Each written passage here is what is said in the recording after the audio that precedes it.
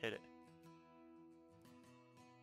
Alright, so a couple of my college friends are convinced that when Guild Wars 2 starts, they are going to be able to figure out within probably a day how to get to level 80 fastest via a combination of different things, whether that be crafting, grinding, or doing events.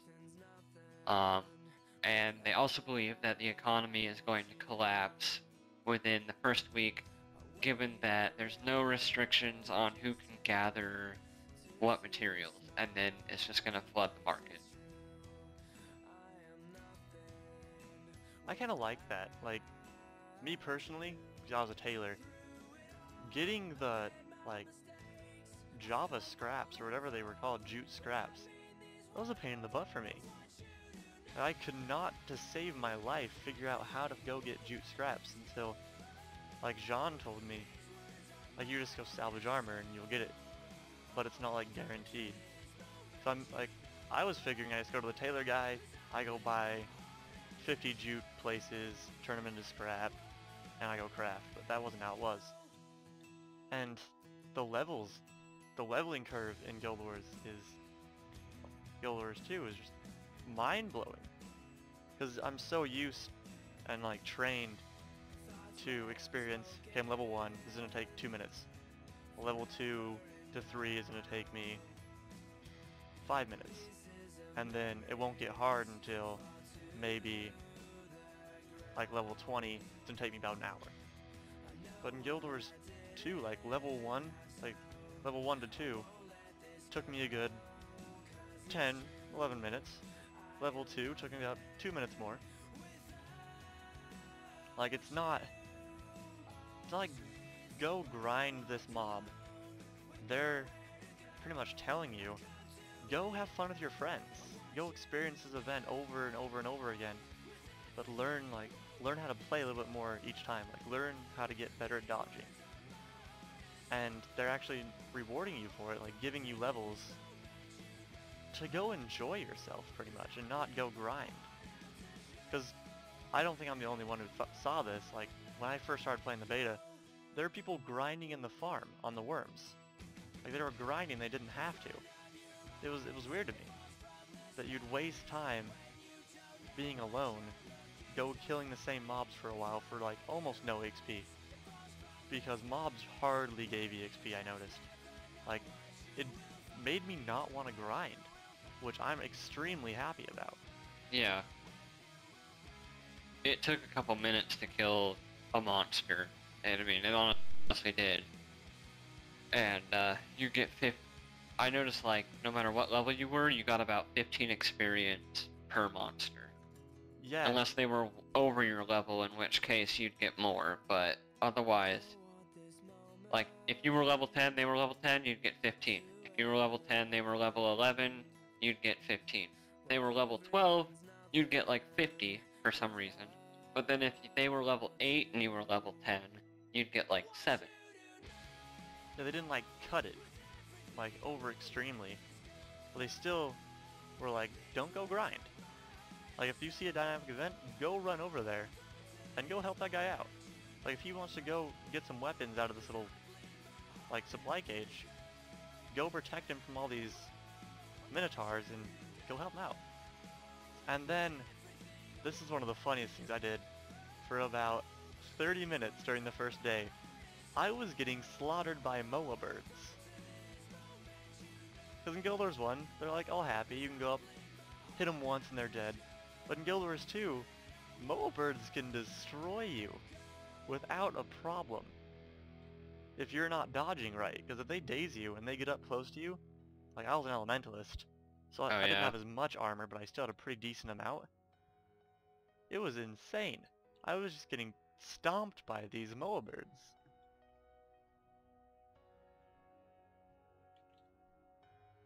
Did you have any experiences like that, Matt? Where you're just like, this mob shouldn't be too hard, and then you just got destroyed?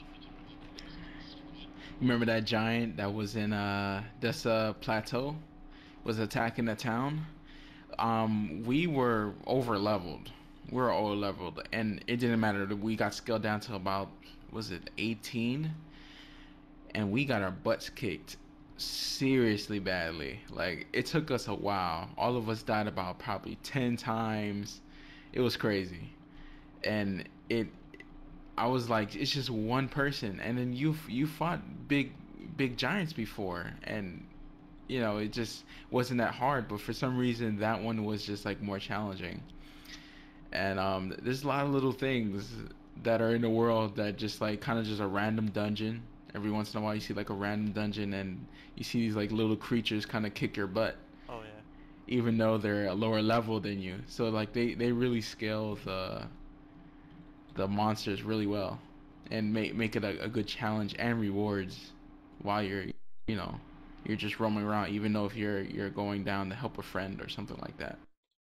And one thing I was really, really happy about, like in some games, like it's an open world in a few games, like I'd say Ica is my best example of it, or Perfect World, where you can actually like, in a way, go help people out, like go res them if they're dead.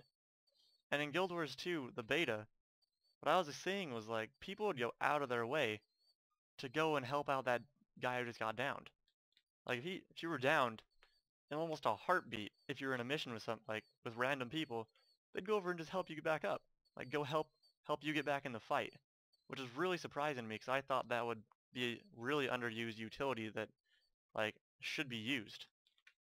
Now I'd Right. like on that jump puzzle that I did, there was a person who got there a little bit earlier, but they were dead, and they were so close to the end of the skill point on the Charlands.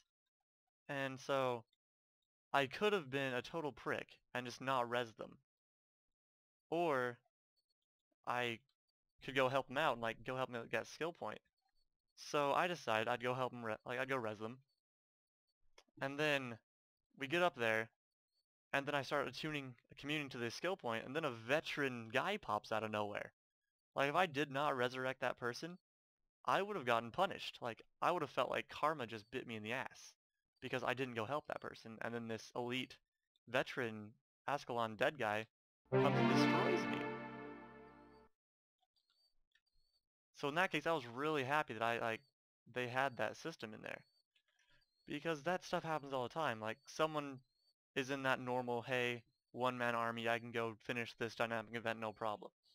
So you jump down, like in the Char starter zone, if you jump down this well to get the skill point, there was a mage down there, a veteran mage. And I was in that thing, I was like, oh, I'm a level 29 elementalist. I got descaled, but I still have all my little skill points, like all my trait points. So I should be able to kill this guy no problem. I get down there, then two oozes spawn, they drop my health a ton, and this mage comes down and just destroys me. And I'm like, okay, how can I make it so I can get this person dead all by myself? So I hop down, use my glyph of lesser elementals, spawn him, and I get him to help me. And he like two-shots my elemental, and then he two-shots me. And then I'm dead again. So I do it a few more times, I jump in the water to survive, swim away, and then I get downed one more time when I try to fight him. And these two Char guys jump down, one of them dies trying to resurrect me. He could have like just gone and killed this person, got a skill point and left, but he died to resurrect me. And then I resurrected him right afterwards. And this last guy was just trying to distract this veteran while we were like helping each other out. That was amazing to me.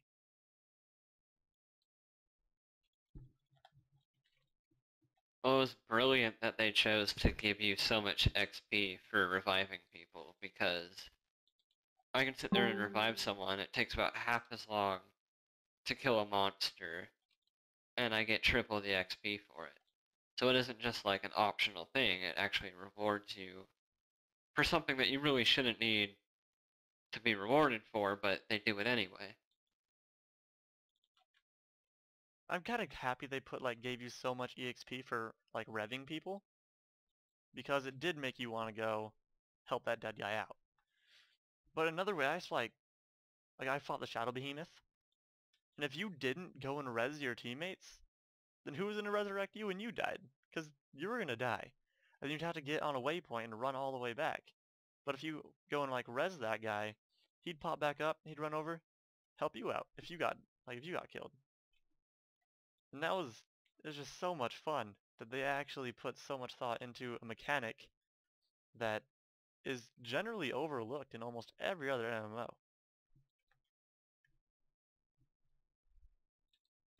Yeah, I really like the down and rally system. There was a point where we pushed. I was doing a dynamic event outside, and we pushed the bandits all the way inside the cave, this their hideout, and then We saw a boss that was across this bridge. So we go over there, me and my friend, and we go over there try to kill the boss. We noticed that the boss was a little bit too strong for us, and we kept getting down. So we tried to run back, and me and him kept getting down over and over again. And then all of a sudden, just before we were both about to die, these two guys kind of rush in. This guardian and this elementalist came and pretty much saved us, resurrected me, and started, kind of tanking the damage a little bit, getting a little bit of the aggro, while we kind of set ourselves up. And we just kept helping each other up, and eventually we actually beat the boss. Now, did he have to be in my party? No, he didn't have to be in my party. Did he? Did we have to talk to each other? Did we have to know each other? No. It was just a random person just came and we helped each other out. That does not happen in any game. In any game. Yeah, and most of the time they'd just kill the boss, make it so they get all the experience and leave. Right. Like in a way, everyone in the entire world you're in is in your party. Because, yeah, you have a 5-man party limit, and you can't really like go make little alliances. But in your server, you're all in pretty much just one giant brotherhood of go and help somebody out. Like, you don't even need to go back to help out a friend. Like, if you just go back and you see someone struggling with an event, just go help them out. And you guys will probably be like some of the best friends later on in the game when you actually, like, some of your friends aren't on, and you'll like look at your friends list, and there's this guy you met like way back in Queensdale or something. They're like, hey, do you want to come help me? And he's like, Right. hell yeah, dude. I'd love to come help you. Like, it makes that gaming environment that you just want to come back to every day. Like, in some MMOs, you come back just to go get that level. But during the beta, I wanted to come back every morning just to, like, see more fun people.